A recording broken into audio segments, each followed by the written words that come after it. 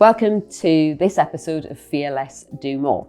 Today I have with me a couple, partners in life and business, Lou and Chloë Clover, who are the founders of Wonder Films. Anyone who's aware of Wonder will know that Lou and Clover truly are fearless. They're not frightened to break molds and they are very authentic. What I really love about them is what you see is what you get.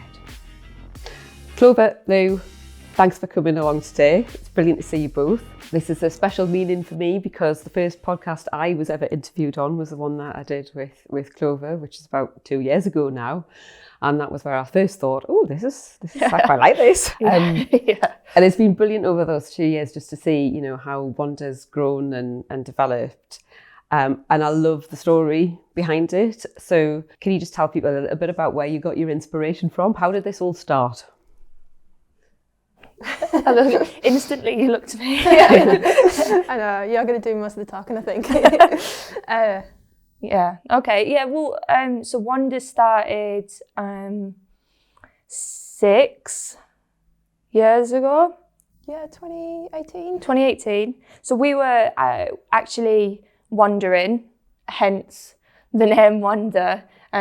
We met and felt as though we needed to do something pretty drastic to kind of figure our lives out. So we bought a one-way ticket to Australia, and we were travelling across Australia. We worked on a TV pilot and we're like, this is it, this is what we should be doing. We both had experience in that, but it wasn't our profession at that point. So it was that moment that we're like, this is what we should be doing with our lives. And we started travelling, making videos for businesses. There was a bit of a gap in the market at that point where brands didn't really know how to create content for social, and we did. So we found a bit of a gap and exploited it, and then grew and grew, and we decided to come home to the Northeast to really make a go of it. When you first went out to Australia, you basically just went because you wanted to escape from everything and have a different experience in life. And I know you didn't go straight into doing stuff in film and TV, did you? I think you had quite a few sort of peculiar jobs. Do you not work as a bike assembler or something? How do you remember that? My first job in Australia was as a bicycle mechanic. I was applying for a lot of jobs, and that one I was like, oh, that looks fun. And I used to build bikes when I was a kid, so I was like, oh, I could do that. I could actually do it. And I went from the interview, and they were like, here's a box, here's some tools, build the bike. And I was like, oh my god, this is an interesting job interview. And they're all quite strong, stereotypically strong looking guys as well. Yeah, they're massive forearms. And then I was turning 60k at most. I absolutely loved it though. Agility though, you see, that's it. You'd be able to move fast, get it done quickly. Lou's incredible. Honestly, I think you amaze me every day. The things that if she sets her mind to something, it doesn't matter what it is, it'll happen. And I've never met anyone like it. It's incredible. Do you think that's why it works in the two of you in business, because you bring very different things? Very to different. The business? Yeah, very different. Yeah, but you say that about me, but the things that you do, I can't do. You can just think things and you're really confident in conversation. It's like our vows. Shall we do them now? That'd be brilliant. Yeah, that'd be a great clip for social. For those who weren't at the wedding. It was the fastest wedding ceremony ever. It was over and done with in about 3 minutes, wasn't it? Yeah, you didn't want to talk in front of everyone, and it was your day, so yeah. But you started off with the police though, didn't you? Yeah. Which is very different from what you're doing now. Yeah. So it was either going into media and TV and film or the police. That was my, when I was at college and uni, it was which one do I choose? And then I kind of chose the police because there was a sensible option, rather than like, I was told that the TV side would sell freelance and you'd have to move to London. That's what I was told when I was at college and uni anyway. I was like, oh, police seems a bit more stable. But I spent 4.5 years as a special constable in North Yorkshire Police, and I did that full time. And by the end of it, I was just like, no, it's not what I want to do forever. It was a good experience. I learned a lot from it because I was only like 21 at the time. You were also in a band. What sort of band? Yeah, we were in a band. That's how we met. You met in the band. So Yeah. You a drummer? I'm the drummer. You a drummer? I'm the drummer. Lou's I thought a you were the drummer. really good guitarist. Right, okay. Not really good. Pretty average drummer. What's the band called? We're not going to say.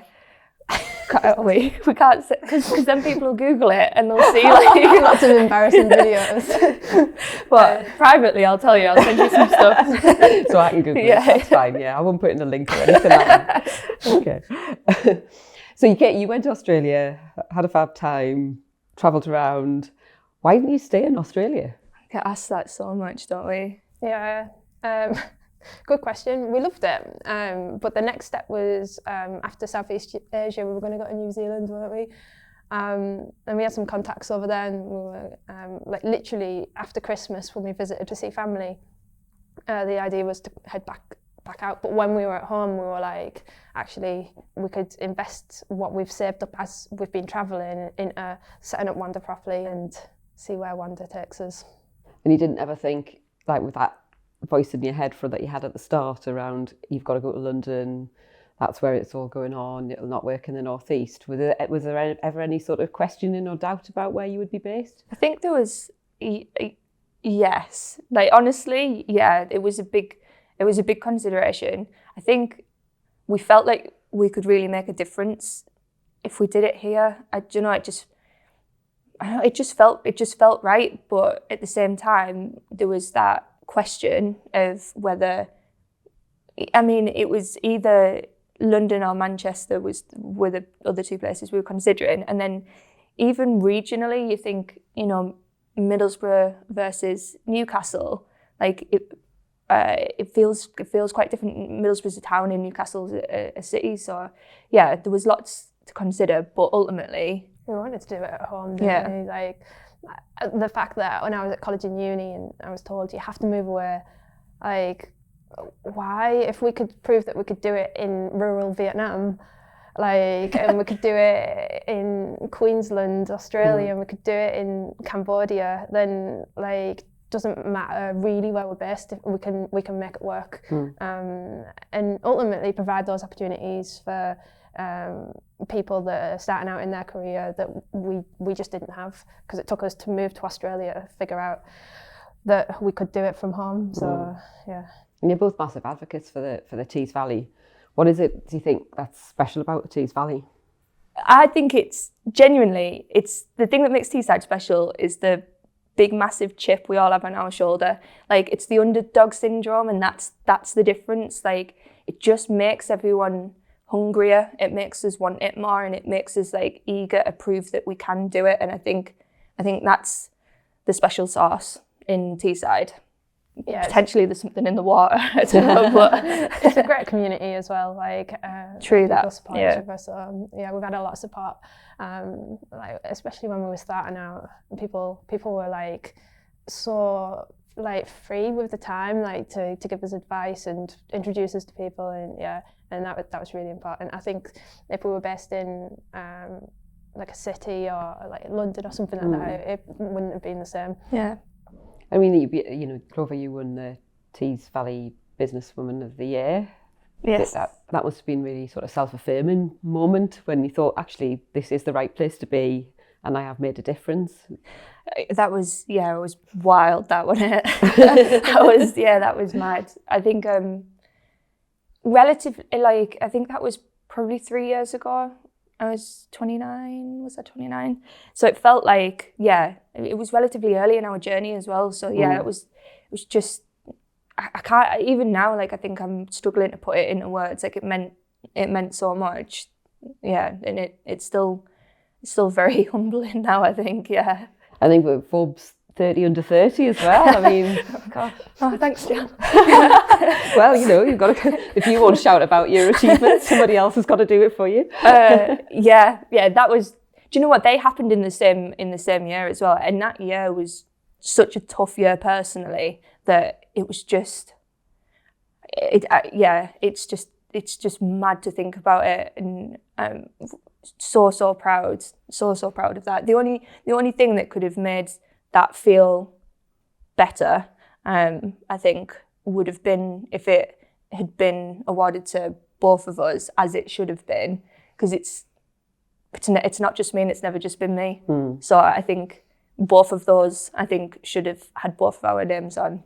I'm not bothered. I was just going to say, I can't imagine that Lou was overly bothered about not being on the front page of every single magazine in the North East at that point in time. I'm very relieved, yeah. So yeah, I mean, I'm really interested in that actually, because I know you, that you both contribute absolutely evenly and in very different ways to the business, and the business would not be successful if it was just Lou or it was just Clover.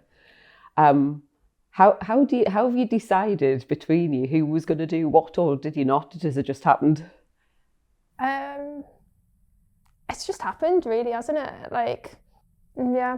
I think both of us, like, have always thought the other one did more, I think, which is really weird.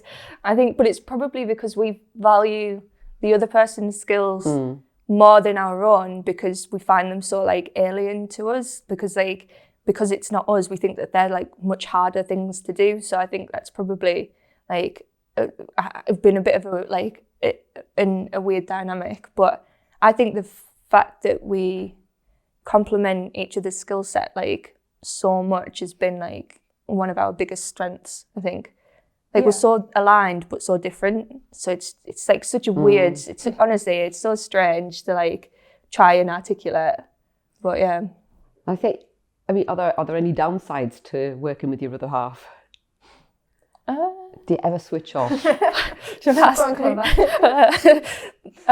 No, like, it's the best.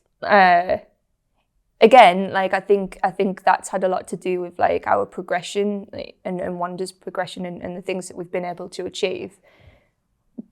It's probably because there isn't enough moment. There's not a time where we're not talking about it, where we're not thinking about it, where we're not, like, I was thinking about this the other day, like, when we're naturally talking, we're strategizing, like, because we're, like, it's talking about, and then we're going to do this, and we're going to build this into this, and then it's going to look like that, and it's, like, it's constant. So I think that's probably because we enjoy it, and it's, like, it's our life, it's our baby as well. Like, I think when we stop doing that, like, that's when it's like, when we have an actual baby. Is this a shock announcement?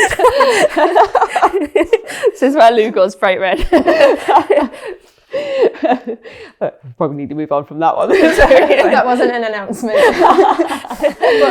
but yeah, I think I forgot the question now.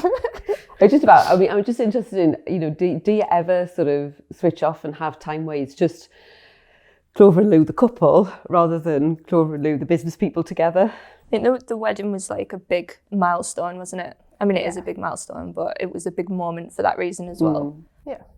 Yeah. And I've noticed from your social media feed and stuff, you've been obviously making an effort to get away quite a lot, and I know that travel's obviously a passion of yours because you've done so much of it in the past. Yeah. Is that something that's becoming increasingly important to you? I think it was at the wedding, on the honeymoon. I think that was when we were like, right, okay, we can do this. Like, we just need to commit to it, and actually we'll feel better for it. And even when, I think it's hard for us to get, like, to realise that rest is beneficial, like, to us and the business, because if we're more rested and more energised and clearer head, then that'll ultimately benefit everybody. Yeah. I agree. From the honeymoon, which was in September, we then went on a climbing. It was like half business, half actual holiday trip to Spain, and we went climbing in El Chorro, didn't we?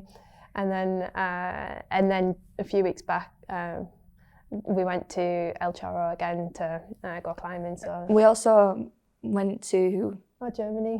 Yeah, we've had a few recently actually. But like, even if it's just like a long weekend, it's like we come back like ready to go again, and it's good. And is climbing something that, what does that bring when you climb? Well, I've never done climbing, so I don't know what. Would you like to? I'm not sure because I'm not great with heights. Okay. I've done Via Ferrata. Oh, that's quite scary though. Yeah, and I was terrified. All right, okay. So I think that's probably what put me off. No, generally though, like Via Ferratas are usually a lot higher than what we actually climb.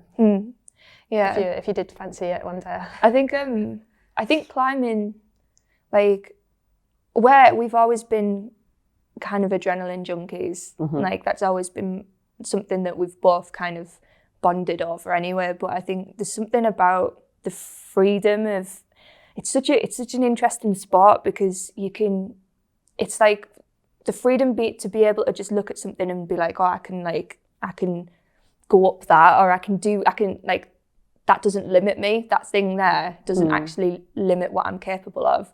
But also there's like, in climbing, there's a huge problem solving, and they're actually called problems that you work out. Right, okay. So to get from like A to B, it's called a problem. So there's a huge like problem solving element to it. And also it's just scary as shit. So I just get my kicks out of that, I think. The podcast's called Fear Less, Do More. And a lot of what you've done is really fearless, just up and off and going to Australia, coming back, setting up a business in a place where you've been told previously, no chance. And then your hobbies are all sort of that sort of fear, adrenaline-based fear thing. Yeah. Is that important to you, that you feel like you're doing things that are breaking molds or are going off the edge? Yeah, probably. I mean, we never really thought about it like that. But I'd probably say so. Like we always try to push ourselves out of our comfort zone, don't we? Like even doing this podcast for me, it's like it's scary. Instead of being like, oh, that's too scary, I'm not going to do that. Like it's kind of like say and then figure it out. I think that's really. I think I think there is an element of it that's like intentional though, because I definitely think that we intentionally want to push boundaries and like challenge things and prove that we can do something that maybe we've been told or maybe people assume that we can't. Like I think that's definitely, well, at least for me, that's definitely something that I've always aligned with. We both like to prove people wrong, I suppose. Yeah, that's one way of putting it. And in your business journey over the last few years, you said that you had loads of support from people. What's been like a really good bit of advice that you've had from people? You've given us lots of advice, I would say. Oh, that's very kind. All the time. Yeah, like you need better contracts. I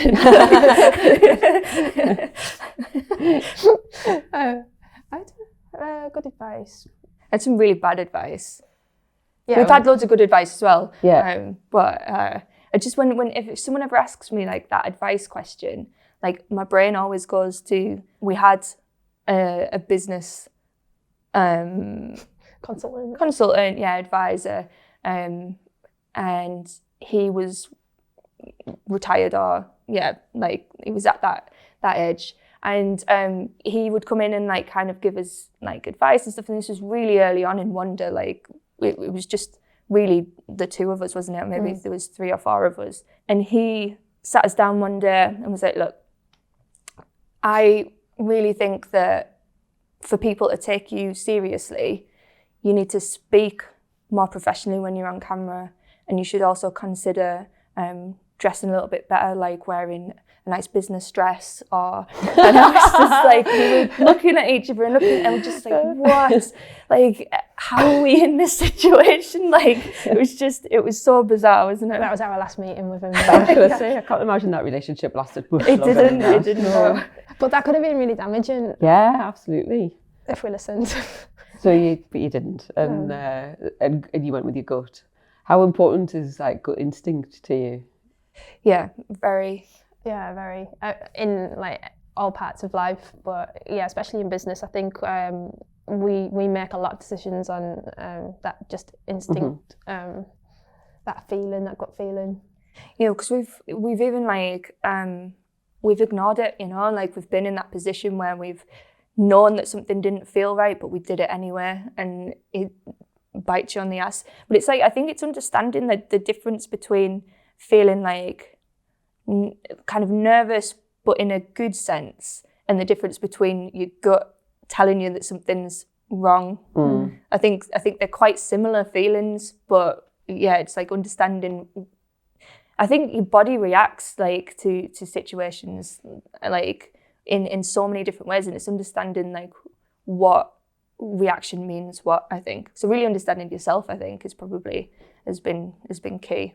One thing as well that you've done really well is around your brand. You've got a really strong brand. I mean, you've come in brand colours. That wasn't it. But one of the things that you've got is beat the scroll, which I think is really strong. Where did that come from? That came from Clover. Yeah, we were on. What were we doing? We were on like It was really early, wasn't it? Like a businessy workshop thing. And it was like just forming Wonder. Like we'd done the travelling thing, and we'd kind of set up, and we were trying to break into, because we were just like these two like young girls that like go around on skateboards and wear hoodies, and people were just like, who the hell are they? So like we were on this like business thing, and it was really at that moment that like we were like, okay, we need to figure out like what makes us, what is our USP, like who are our audience, like who do we want to speak to, who do we want to work with? And it was in that we were like, what's the thing that makes us different, like what is it that we do? And it was then we were like, well, everyone's on the phones, you know, like you spend so much time scrolling, and probably even more time now than you did when we first like figured it out. But yeah, like just it was that what stops that happening, what makes you actually pay attention when you've got an overload of information in your hand. Yeah, I mean, it's the social media has been a blessing and a curse, hasn't it? It's absolutely great in terms of reaching new audiences and all that sort of stuff in business, but it can become very samey. So what is the content that you create? What is it that beats the scroll? Personality. Right. Like it just is. It doesn't matter what piece of content it is. It doesn't matter whether it's for ourselves or whether it's for brands that we're working with. Like it has to have personality, and if it doesn't, you're gone. Like you've got to be able to connect to a brand, and that's that secret ingredient that I've now shared with everybody. Thanks for that. That's the second scoop, aside from the fact that you're about to have a baby, which I thought was a great one. Just popping in to say, if you are enjoying the conversation so far and want to make sure you keep up to date with other episodes, then please hit follow or subscribe wherever you're listening. Let's jump back into the conversation now. So, it's been a busy few years. Lots going on. What about the future? I know you're not going to stand still. So what's next? Has been busy. I think this past 12 months has been the well, I know we say that every 12 months. So I was like, that last one, that's been the big one. But yeah, this has Wonder has changed a lot, hasn't it? Yeah, it's changed a lot. In 12 months, we've brought out new services on the agency side. And the fact that I say the agency side brings on the next part of that is that we have spent the past like 9-10 months or so working on our TV side, which is really exciting. Yeah, so we've got Wonder, which is our agency. So Wonder always started creating content, creating videos, and that has always been at our heart and always been like the thing that makes us different. We do that really, really well. And that naturally over time has grown and has allowed us to really hone in on that personality piece, right? So now we work with brands and we help them discover who they are. Not only do we create great content with them, but we help manage who sees that. So that's like social media, brand, web, all of that cool stuff. And that's all wrapped around in our agency. We also have Wonder Films, which is our production company. And that not only feeds the agency and feeds the clients, but then also delivers and develops content for TV. So yeah, it's been really exciting growing those two things, because it's only really been, like we say, over the past 12 months that we've been able to kind of share that was part of the plan, and that's finally like happened. There is that group of wonder now. So what sort of TV and film things do you want to get involved in? Do you want to mention what we can talk about? Because I was getting in trouble.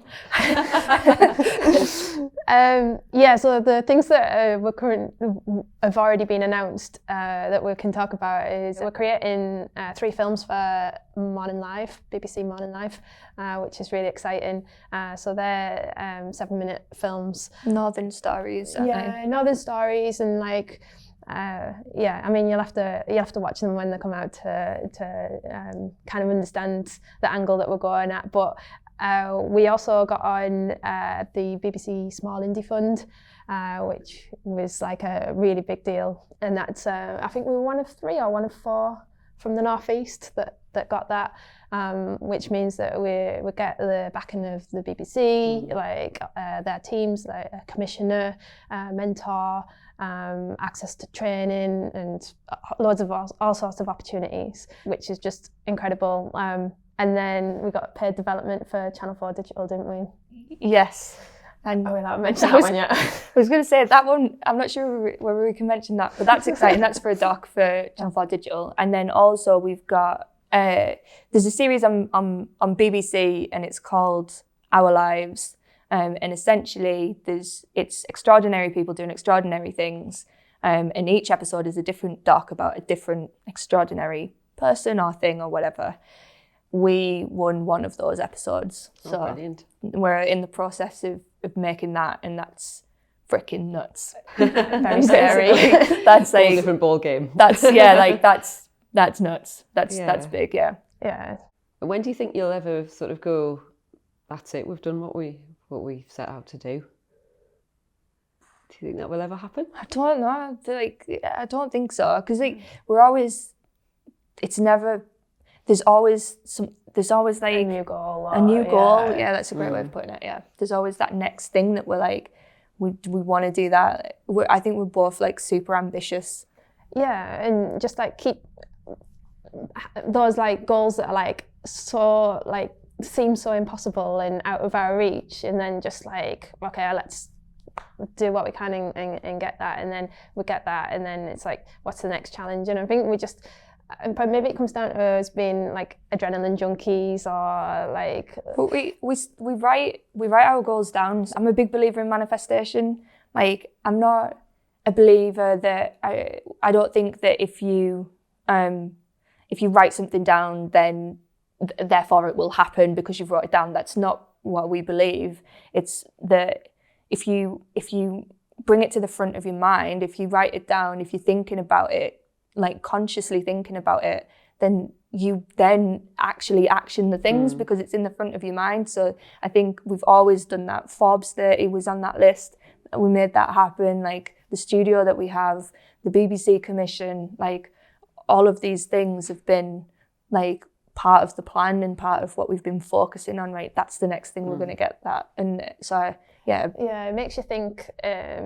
Like, okay, so that's the goal, how do we get there? And then that's in there, like, just daily, we're like, oh, like, so we need to do this and we need to do that. And, like, it ends up just, instead of just being a goal that we've wrote down, it's, like, an actual plan. Like, okay, to get that, we need to do this and this and this. And, yeah. Do you do that?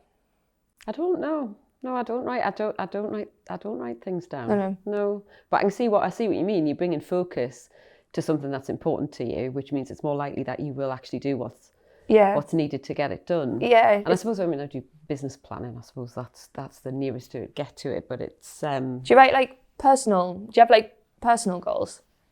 I was interviewing you. Yeah.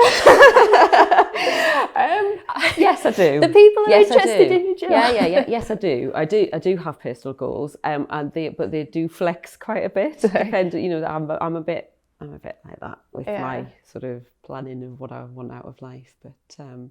Yeah, no, so I totally get what you mean.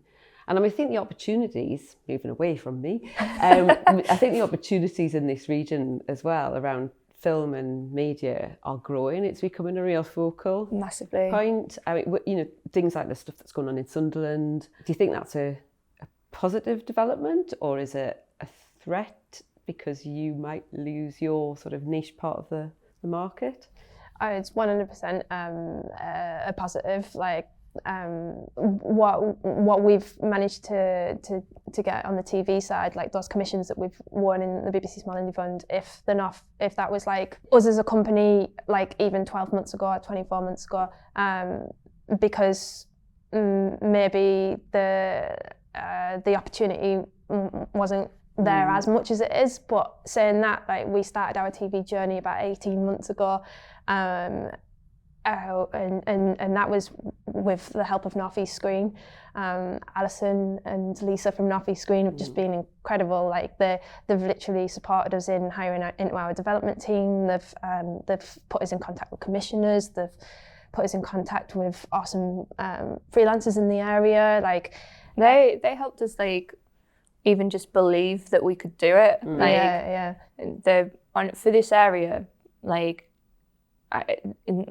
they're amazing. Like, really watch the space, because I think what Alison has done with Any Screen has just been phenomenal. Like, she's an incredible person, deserves so much for what she's doing, and just genuinely does it because she loves it and loves people. So yeah, I think this region's going to change an amazing amount. Yeah, and there's like a lot of like collaboration with other production companies as well. Like we're working with one at the moment, aren't we?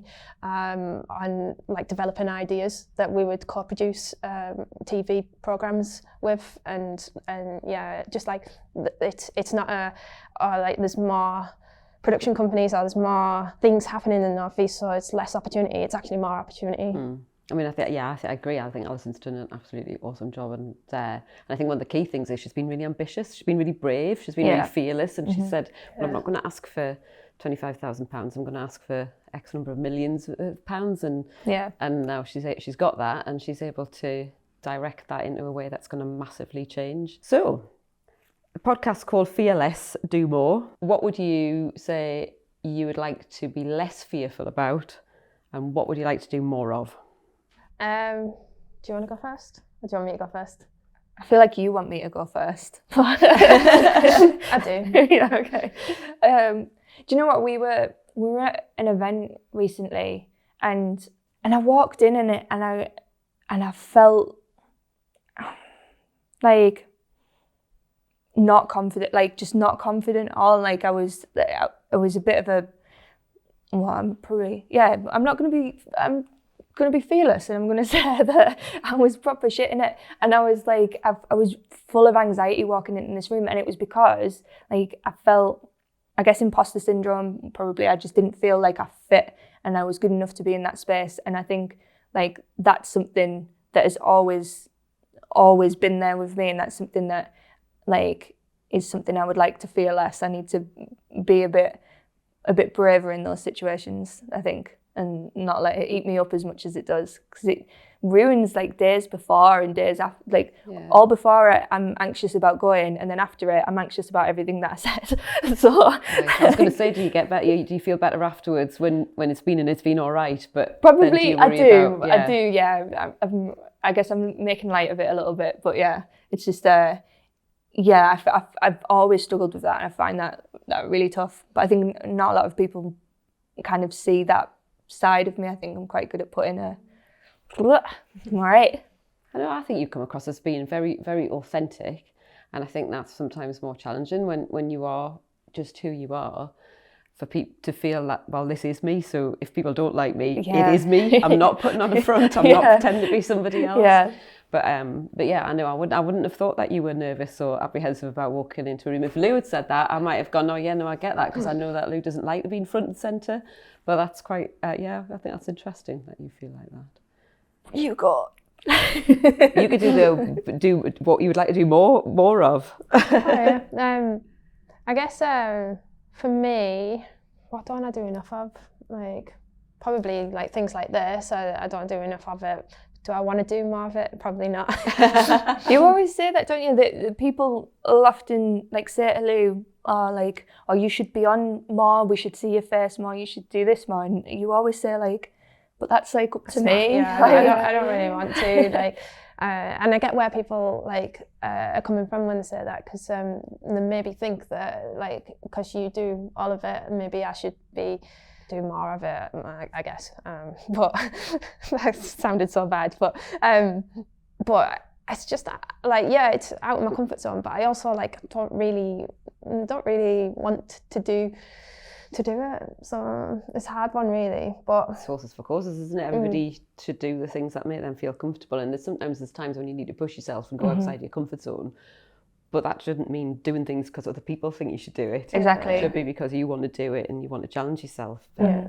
And like doing it like with you, like I like doing something with you. I just like if you asked me like, do you want to come on this, like just you, I'd have been like, I'm on holiday. But yeah, I don't know what I'd do more of. Climbing. Genuinely though, like that time we've promised that we're gonna like spend more of that time together and take those breaks. It took us a really long time to do that. So I think the fear of like you have to be working like long hours all the time, not taking holidays, like not having the guilt about taking time off, and actually making sure that we book time off, whether it's long weekends or going on holiday, things like that, and not having that feeling that I should be at work. Like that's probably something that I need to feel less of and do more of. And looking forward sort of, into the future, say 5 years time, what would you like Wanda to look and feel like? Would we have will be primetime scripted drama? The new Coronation Street, is it? Not quite. Maybe the next show. Albert Road, there you go, instead of Albert Square. Road. Yeah. I think we've got massive ambitions for Wanda Films and massive ambitions for Wanda as an agency. We want to be working with the biggest brands on the planet, and we want to be creating the best content that we can, whether that's broadcast, Netflix, or holograms, or like virtual reality, whatever that looks like. Yeah, and just like constantly being like ahead of the industry and just really just pushing boundaries as always, like trying to do things different, and that's our team as well, like creating the best content and just really enjoying what we do, because that's the most important thing.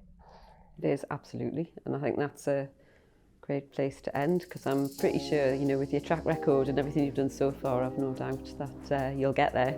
And I'm looking forward to seeing what it looks like in 5 years' time. Thank you. Thank you. Thanks ever so much. Thanks for listening. We hope you enjoyed that episode of our podcast, Fear Less, Do More. If you did, then please follow or subscribe. If you enjoyed what we talked about in this episode, then you might enjoy this one here, which is also linked in the show notes. Thanks for listening.